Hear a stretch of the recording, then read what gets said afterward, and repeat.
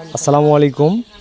তো আপনারা সবাই জানেন যে আমরা কিন্তু চট্টগ্রাম আসছিলাম আমাদের শেরপুর জেলা থেকে 450 কিলোমিটার জার্নি করে সারা রাত ঘুম জেগে।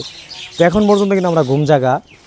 তো ঢাকা উত্তরা থেকে আমার এক আপু 1000 টাকা পাঠিয়েছেন এই চট্টগ্রাম যে বন্যার অনেক মানুষজন ক্ষতিগ্রস্ত হয়েছেন তাদের জন্য কিছুটা হলেও যেন আর্থিক সহযোগিতা করতে পারি। তো আপু বলেছেন যে ওনাদের চট্টগ্রাম বাঁশখালী কাতরিয়া ইউনিয়ন দক্ষিণ কাতরিয়া বাইমাঝি পাড়ায় শত শত ঘরবাড়ি ভেঙে চুরে নষ্ট হয়ে গেছে, পানির সাথে একদম মিশে গেছে। তো ভাইয়া এখন বিষয়টা হচ্ছে যে আমার উত্তরা থেকে একজন আপু নাম হচ্ছে সাথী, উনি 1000 টাকা পাঠিয়েছে।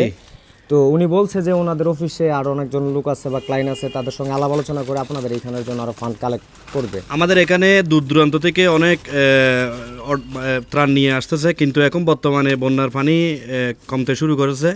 কিন্তু আমাদের এখন করতে হবে কি, ওই যাদের ঘর বাড়ি ভেঙে গেছে ওরা একদম এখন অসহায়, যেহেতু ঘরের দেওয়াল পরে সব কিছু লন্ডভন্ড মানে একদম নষ্ট হয়ে গেছে। ওদের যাতে কিছু পুনর্বাসন করা যায় সেই জন্য সবাইকে বলবো আর কি। তো বিশেষ করে সাথী আফাকে অসংখ্য ধন্যবাদ 1000 টাকা মানবিক কাজে দিয়ে সহযোগিতা করার জন্য এবং পাশে থাকার জন্য। তো আমি সবসময় একটা কথাই বলি যে মানবতা হচ্ছে মনুষ্যত্বের আসল পরিচয়। তো সাথী আপুকে অসংখ্য ধন্যবাদ। আল্লাহ তাআলা যেন আপনাকে সবসময় সুস্থ ভালো রাখে, সবসময় যেন আপনি ভালো থাকেন, আপনার পরিবারকে ভালো রাখে। তো এরকম ধরনের মানবিক কাজে যারা অংশগ্রহণ করতে চান অবশ্যই আমাদের সঙ্গে যোগাযোগ করবেন।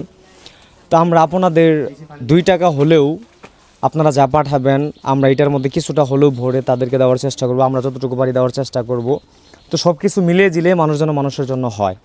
তো এতটুকুই বলার ছিল। সবাই ভালো থাকবেন, সুস্থ থাকবেন। সাথী আপুর জন্য সর্বশেষ আমার মনোনয়ন